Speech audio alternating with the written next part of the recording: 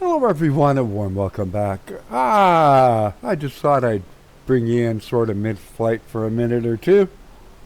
Let's go outside. We're just north of Cocoa Beach in Florida. As you can see, I am in the Thranda BN2B Islander. People call it the A. It says right up here it's the B. Where was that thing?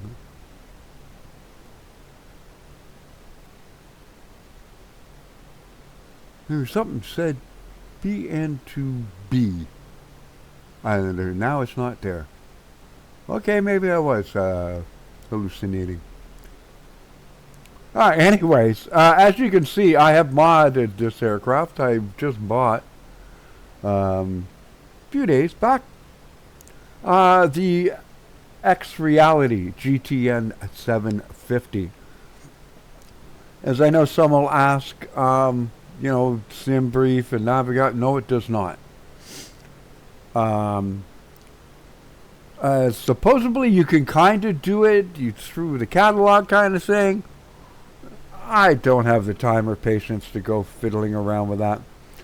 If you want one that does support SimBrief and Navigraph out of the box kind of thing, the TDI GTN-750 does, just be prepared to spend about $80 for it. This is around $50, $49.95, something like that. There's often a coupon that you can get from Flight 1 or whatever. You could get it for around $35. The thing is, in all fairness, the kind of flights that you're doing in an aircraft, now you can put that into a citation. You could put a pair of them in, actually, if you wanted to.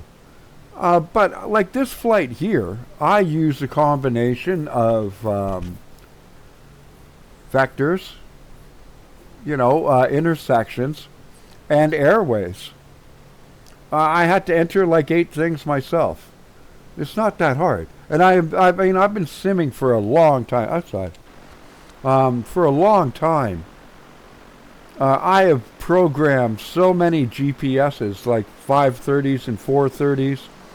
I'm used to navigating, even just using NDB, with direction finders and VOR to VOR navigation, using Bendix radios. That it doesn't bother me. It doesn't have it. You can still calculate. Like I still calculated this flight using SimBrief. I'll bring this over here. You see, I still did the flight in SimBrief. I got my fuel numbers and all that kind of stuff. And it's not really that hard. I mean, what did I have to enter in? That's my flight plan. As you can see, we took off from Jacksonville Regional. Foxham, then onto the T208 airway. I exited at Volca, onto the T345 down to Market. And from Market, I'll be flying the RNAV GPS LPV approach into runway 9 left at Opa-locka Executive in Miami. And it's not hard to do. And this is a push-button kind of thing with the GTN-750. It even supports, you can use your keyboard to input. And if you don't want to use the, like adding a waypoint type thing. It does automatic, like, stuff. Like when I did T208, it immediately also gave me a list of possible endpoints for the 208. And I just selected one. And then I went back to the flight plan, clicked on the last waypoint, and then clicked it and said enter airway, and I entered in the 345, and then it gave me a list of places where it would terminate. Selected Market. Enter in my destination, click on the destination, I can show you inside. Let's go back here, bring you out. Flight plan. Well,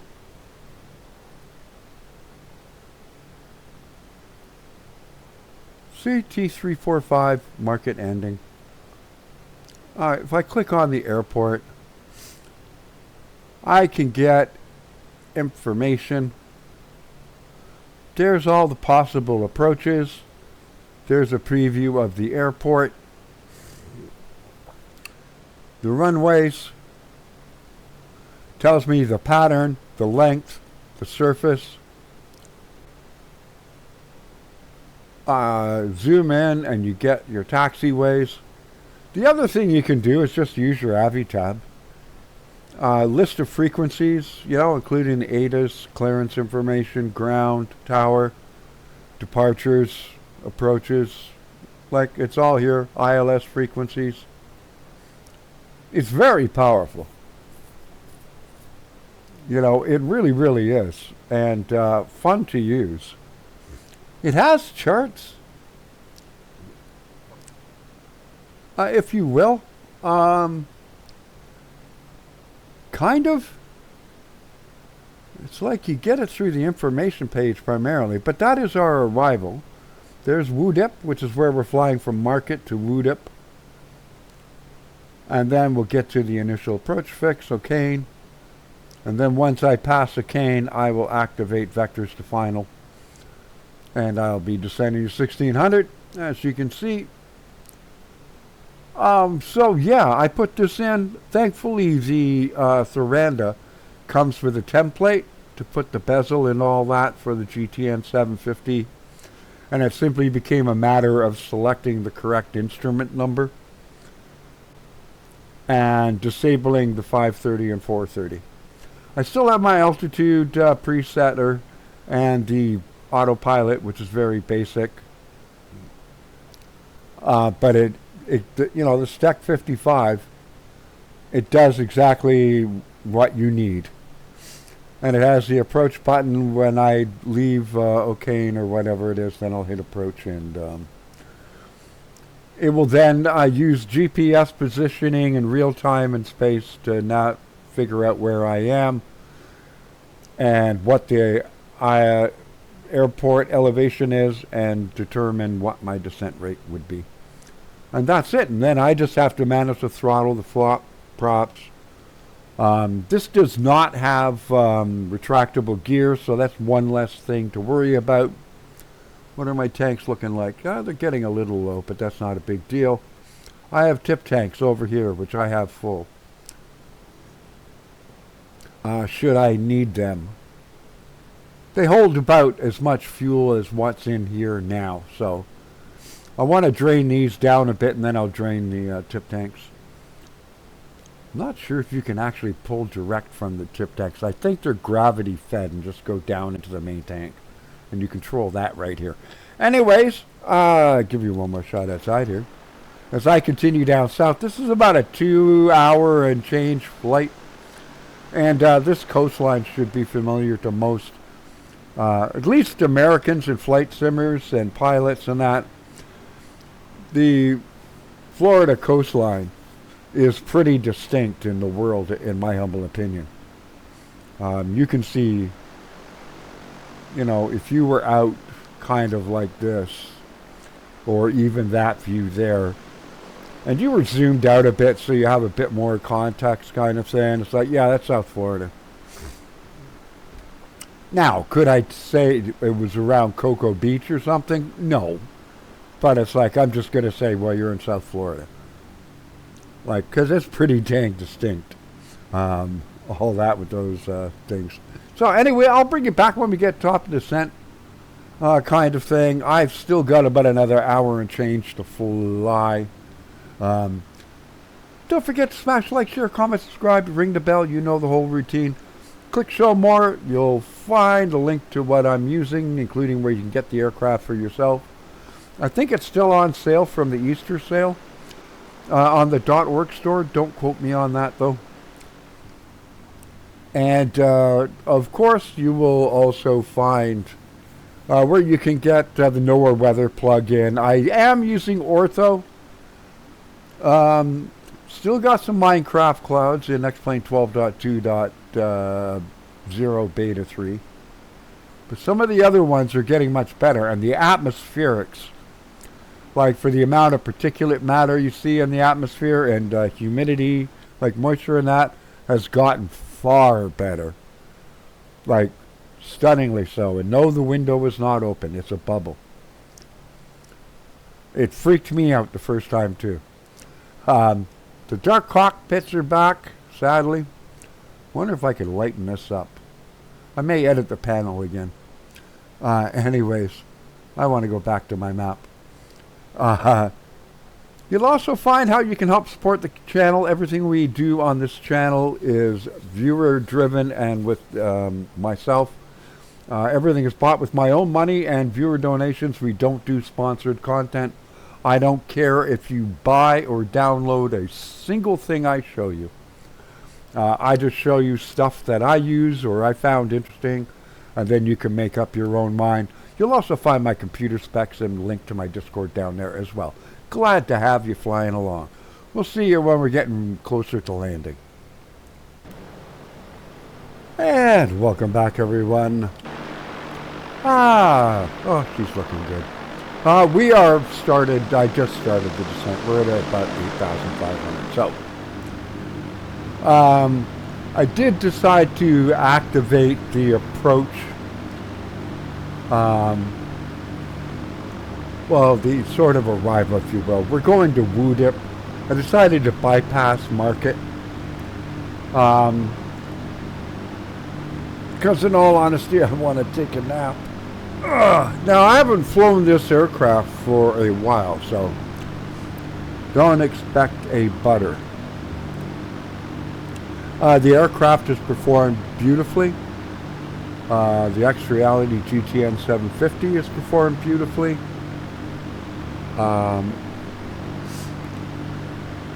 And no hiccups with the weather, the scenery, anything else like that. We got some gusting wind, so I'm not going to be using a ton of flaps. Otherwise, I'll need I'll have to have the power up so dang high. And once we get down onto the ground, it's, you know, and I would sooner not have that much wind resistance, because we've got about a 19 knot. Not quite a total headwind, but close to it. And this thing lands fairly slow as is. And so with having that extra, 19 knots coming over the wing, the lift is not going to be compromised really all that much if I don't go to like an almost full flap sort of extension. And also in case of a missed approach. I really hope Laminar fixes these dark cockpits. That's all I can say. It's like the cabin lights don't do anything. It's really annoying. So we're heading down to about 1600. There you go. You can see market was there originally. I decided to get rid of it. I'm not liking what I'm seeing on their flight plan.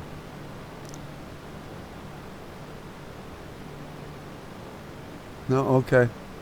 That's fine. For some reason, it's still showing market. And then the airport.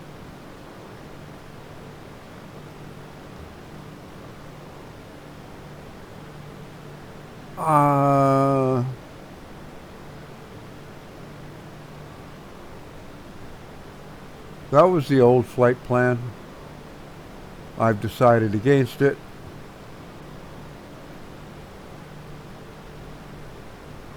Not really sure why it got rid of that, but as you can see, 1600 feet or above at, I believe it's Sasbo or O'Kane. And at O'Kane, I will activate the whole approach thing. Here at Woodip, we're supposed to be at 2. The terrain is perfectly fine. So I'm not really all that worried. Oh, I think it's that controlled airspace. I have to be either above 7,000 or below 4. Well, I'll be below 4, so. And I'm slow moving.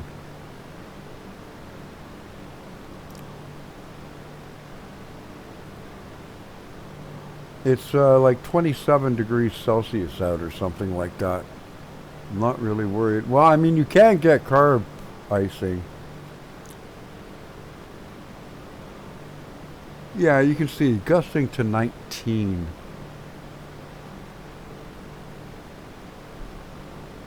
$18.53. That METAR is pretty out of date. Well, no, 1956. Okay, maybe not. Again, we are on live time, live weather. I am using the default Xplane 12 live weather. It works perfectly fine. Still the odd Minecraft cloud and all that. There is a sort of non-public beta for Xenviro. I do have it. But in all honesty, right now I'm actually quite happy with the default live weather. It also helps with I've had issues with like my flight factor 777. It's like I don't see clouds through the windshield. I can't tell if it's a flight factor issue or not. But then I would go to outside view and it's like I'm completely in a cloud bank. But they don't appear through the windscreen. Kind of thing. So, yeah.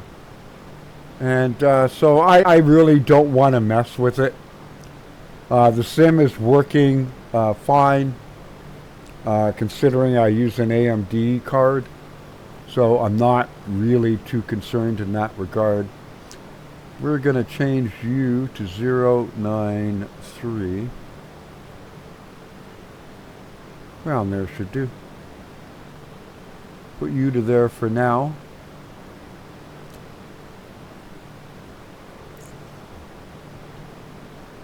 Actually, I should do it the other way around. Put you to 093. And that, in case we lose GPS signal.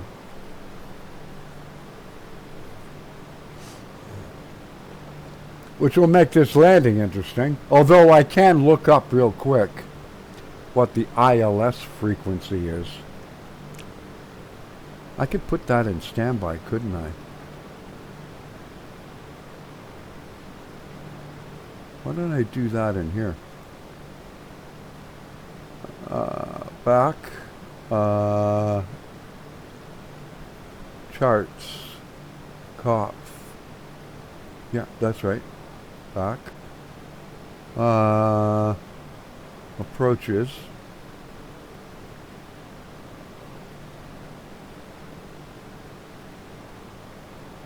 ILS 9 left. I don't need, what I'm gonna do,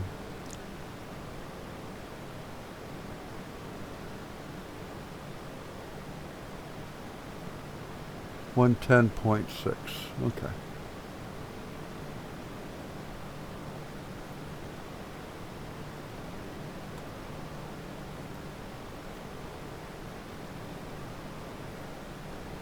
I'll just have that in standby, just in case we do have an accident with the GPS approach.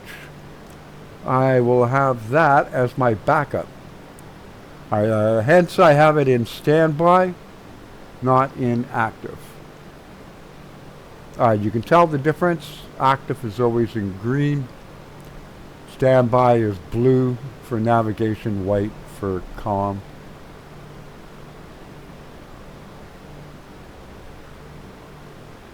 The little app you saw me use up here, the NOAA weather plugin, That will be linked down below if you click show more.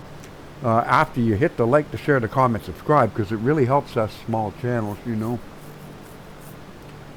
YouTube doesn't tend to promote small channels at all, which is their prerogative. I mean, they allow us to upload videos for free, so it's the cost of the Sims, that thing. And if you'd like to help with that, you can do that by clicking one of the 2 links that are down below as well when you click show more.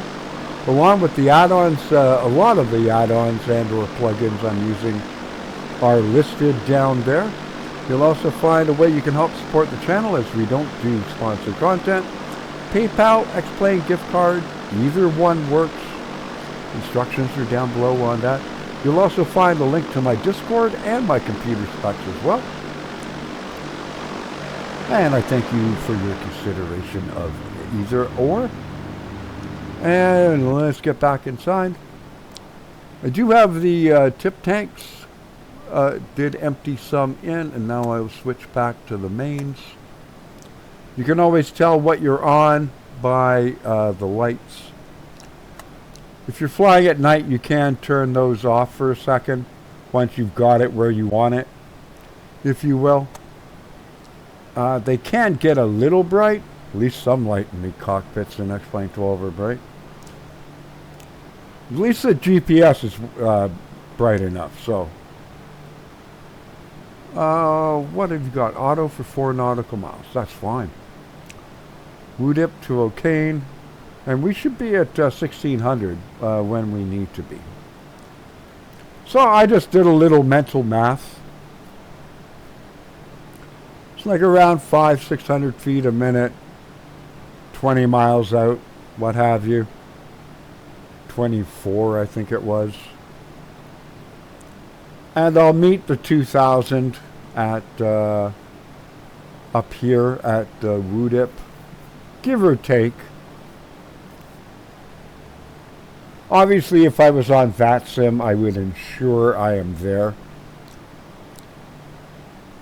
But I'm not on VATSIM at present, so it's just perfectly fine coming down 500-600 feet a minute. What else have we got? We got landing lights and all that are on. That's on. That's on. Passenger notices. Get your belts and that on. I did load the plane. I'm going, man, I got a lot of fuel. So I cheated. I loaded it up here. So we do have like 136 in cargo and stuff like that. There isn't a profile for the Thranda BN2 Islander. I use the black box. I think it's black box or Blackbird Simulations. That's a Microsoft Flight Simulator aircraft. So I use that as sort of a guide, if you will.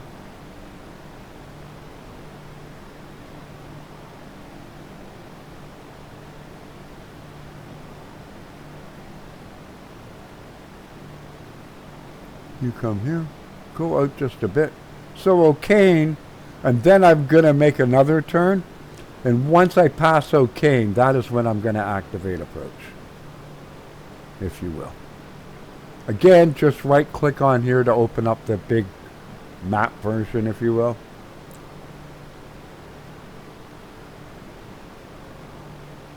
See, because Sasbo is where I need, that is my final approach course fix, Sasbo. So that's the one where I have to be at 1600. And I want to have activate vectors to final.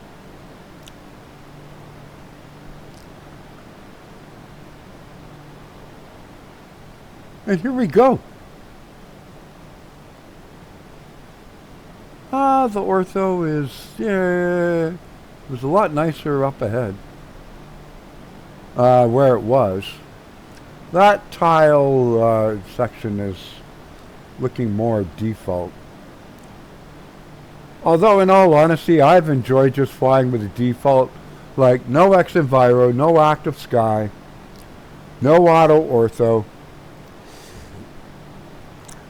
Just Sim Heaven, Orbix Global Forest. You know, if I had a video card with more VRAM and that, then I could up, and the ground textures would look even better for default. Like I could do world object detail and vegetation density higher and clouds on max and density on max and all that. But with the VRAM I have, it's just not possible. You need a 16 gig card, really.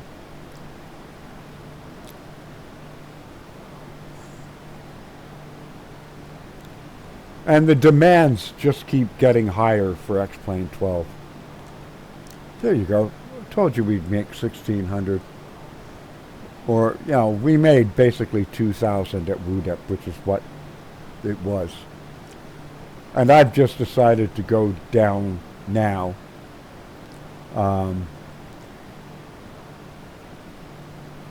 Because technically, O'Kane, we're supposed to be at 2000 and then descend to 1600. I just decided to do it early.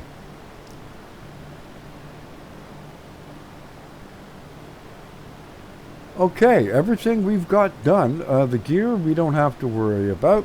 Anti-ice is not required. I don't even know if this has anti-ice, does it? I don't think it even does, to be honest with you.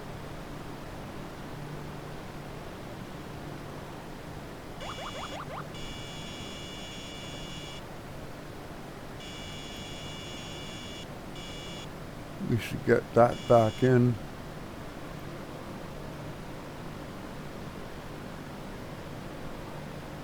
Okay, why did you do that? Nav. Oh.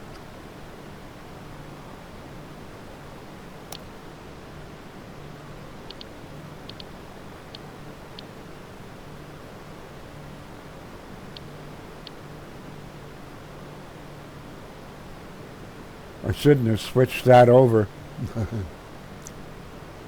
You gonna come back on course now?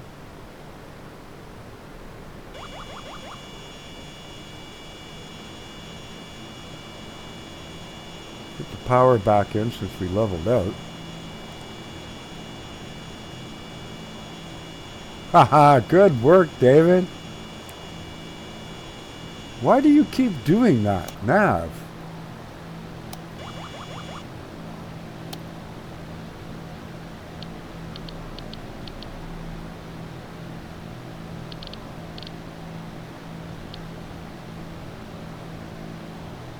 I'm clicking, I've got a keybind, I'm messing up or something.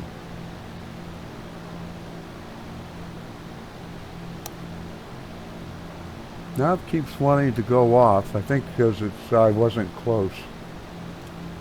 Let's just leave you up here for now, so I can keep an eye on you.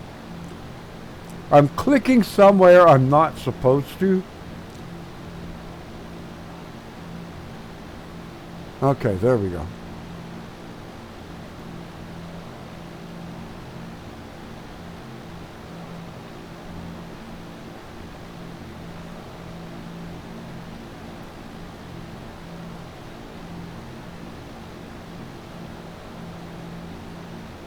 All right, now we're on. Okay, now we're cooking with gas.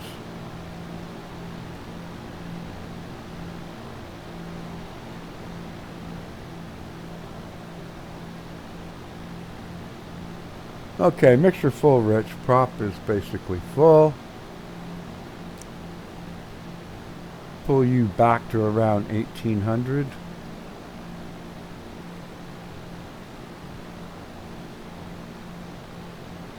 Get you out of the yellow. Well, looks like I'm going to have to pull you back even more, eh? Okay.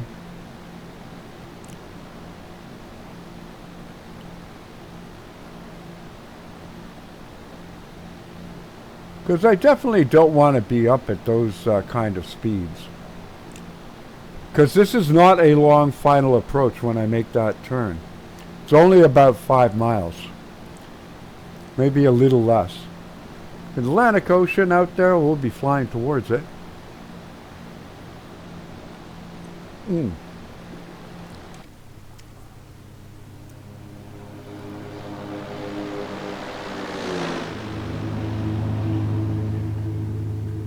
Lovely.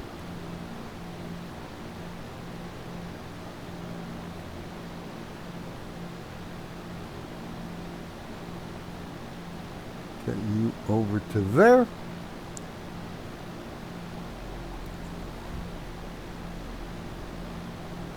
And of course, because we are doing an LPV, an RNAV GPS approach, there is no glide slope and everything else like that.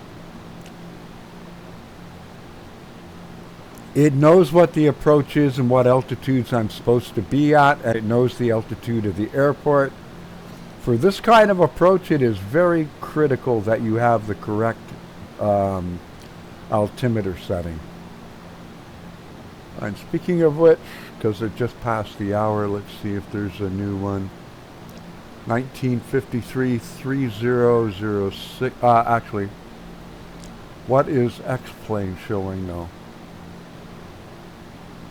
It's showing 3006 as well. Okay. So we come down here, make it 6, and there we go. It only makes a difference of maybe 10 feet or something like that. But you definitely want to be as precise as humanly possible with your settings and everything else on this kind of an approach, because there is no ILS signal, like beam coming out.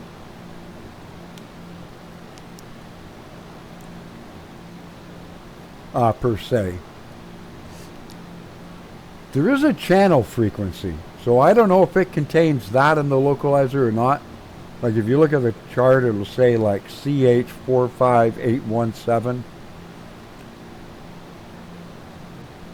I don't know how it works. I'm not a real world pilot, so as if you couldn't tell.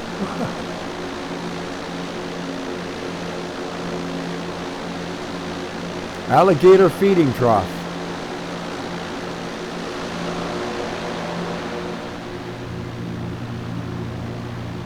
Could be an air base, something. They blacked them out, or just missing detail. I can stay out because I know we're going to make a slight left turn once we come in. So.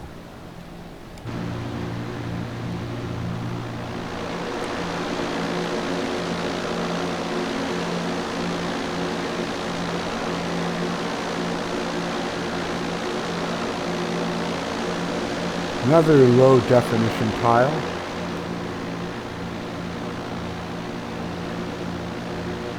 It's kind of weird. It's looking, yeah, you can tell it's using an ortho tile.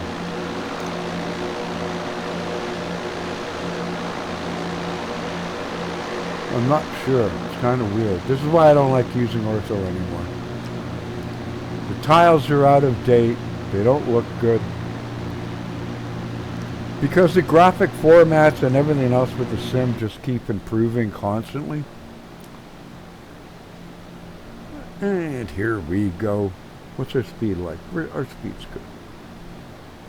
Your flap indicator.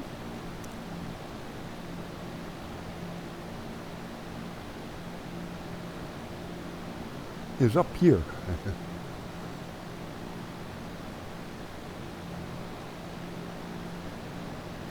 Now once I see it make that turn, I'm going to hit approach. And down we'll go.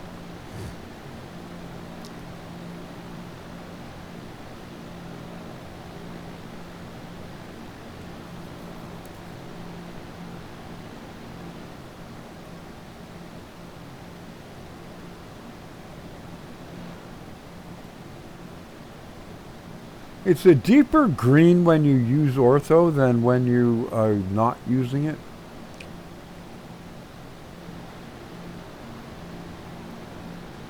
But you get this weird stuff. But I mean, I'm not complaining. The ortho was free, right? So kind of hard to criticize. You know, and it'd be a lot of work to, you know, recompile the sources. And of course, you know, access to the data for free.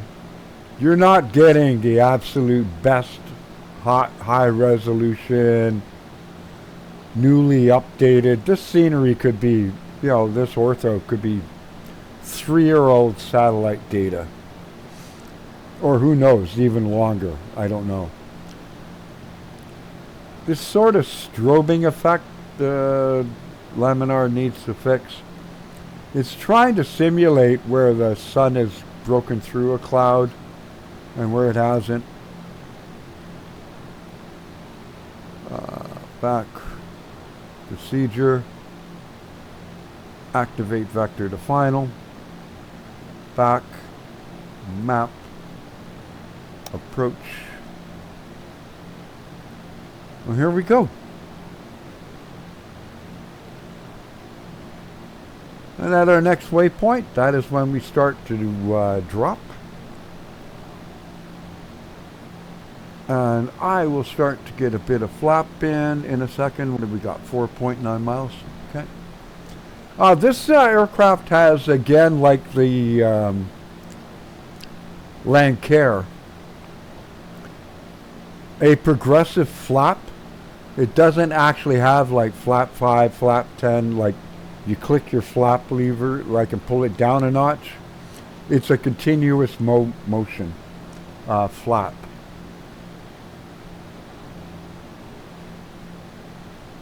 So I'm going to use a bit more than what takeoff flap would be, but not a heck of a lot more. And I'm getting close to that white arc, so let's go to about there for now. And that drops our nose down a bit so we get a better view. And at this waypoint is where we will start to descend. Again, not a very long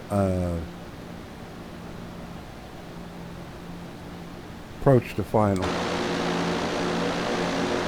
That's looking better, somewhat. We need Orbix True Earth for the whole planet. It's one place where Microsoft, I hate to say it, really does have it. I think it looks too cartoony in Microsoft Flight Simulator, but at least they have,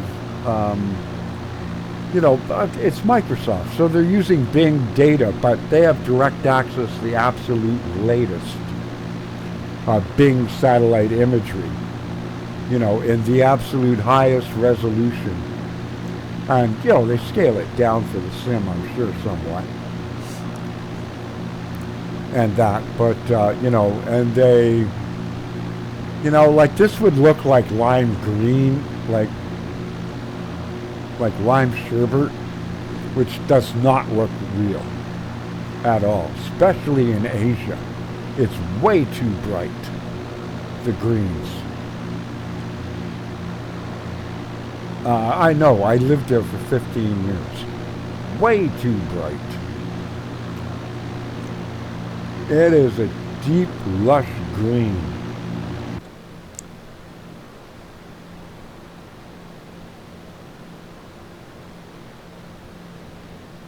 Okay, that's fine. 100 knots. I can live with that. And I still have more flaps to put in, so we'll be fine. Landing speed 70 knots with a 19-mile wind, I'm not doing that. I can't land that slow.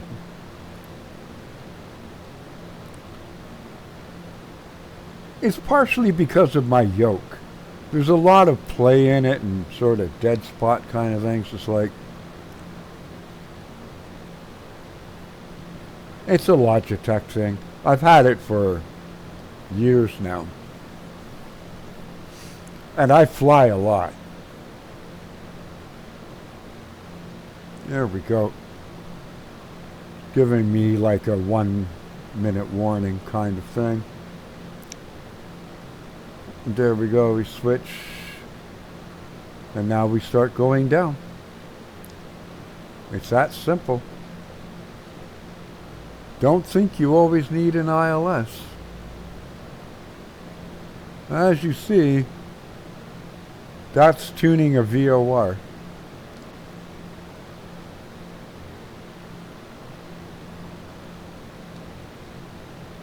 You do need to get up just a bit more.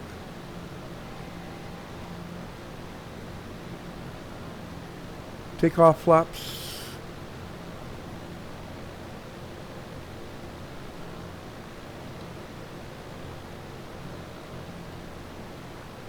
Pull some power out.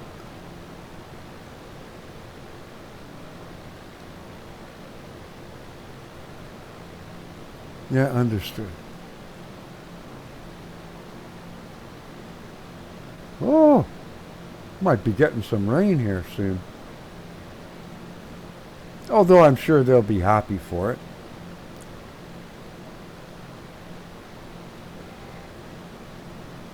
And some more flap.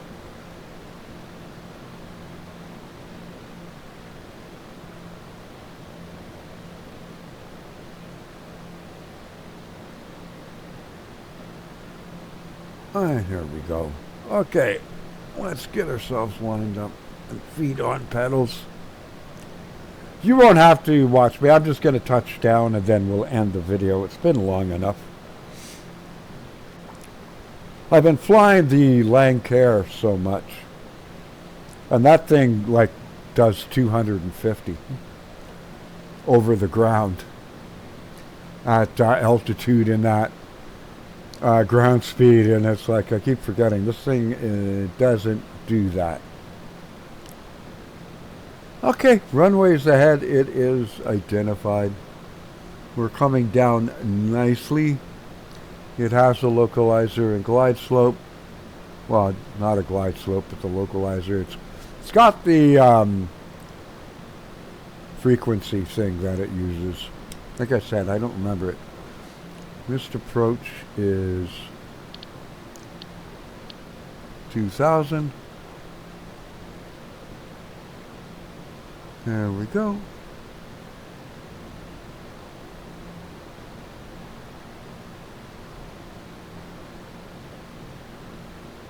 Yeah, that's good. Around there, 80 knots, give take. Now the wind is really starting to hit us.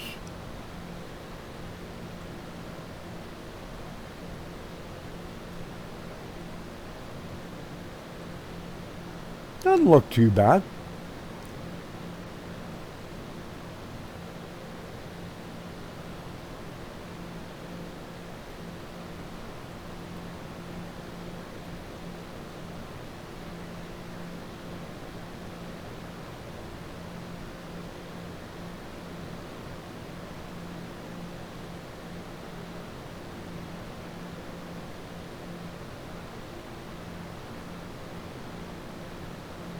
It's working fine.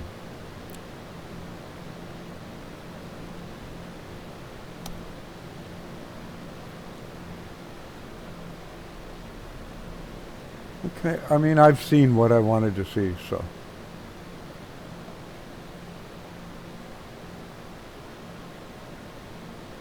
Get over it.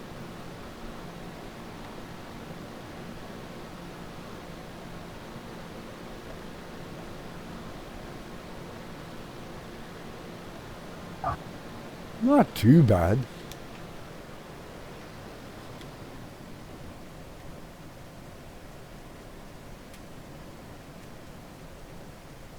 Whoa.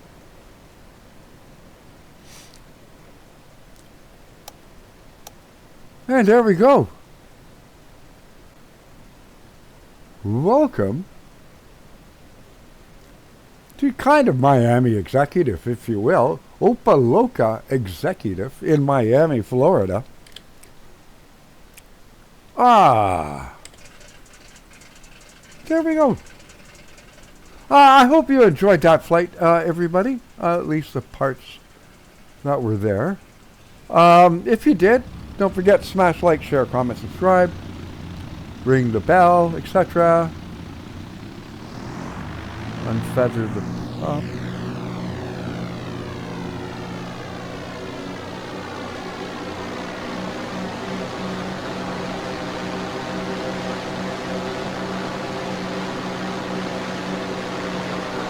I can't. I've got to figure out why it won't taxi. But that's fine. I'll just go across here. You work on the grass fine.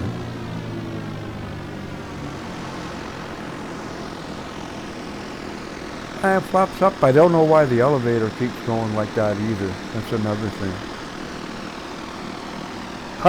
Anyways, if you did, smash the like, the share, the comment, subscribe. You know the whole routine. Links to what I use down below, as well as my Discord, my computer specs.